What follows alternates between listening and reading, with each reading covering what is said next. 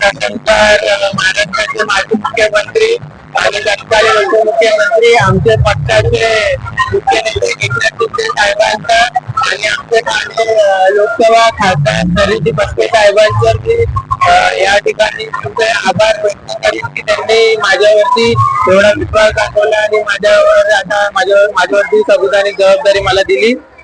बरेच वर्ष लोकांची निवडून जातात पण लोकांना पक्षाची तिकीट नशिबी मिळत नाही आणि खूप कमी काळामध्ये माझं कार्य पाहून माझ्या पुस्तक साहेबांनी मला खूप नगरचं केलं याबद्दल मी खूप मनापासून आभारी आणि आयुष्यभर रुधी राहील।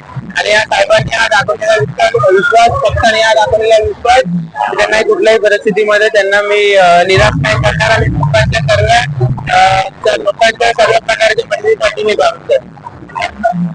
आतापर्यंत जसं माझ्या हातातून लोकांची सेवा होत गेली यापुढे पण तशीच सेवा माझ्या हातातून घडावी हीच माझी प्रकटी प्रार्थना। संकल्प एवढाच आहे की कृष्णकालाचं केल्याबद्दल नुसतं फायनल छत्रपती आरिलीगाव आणि माझ्या पॅनल पुरता मर्यादित न करता नवीन जनतेची एखादी प्रश्न मी सभागृहामध्ये मांडेल।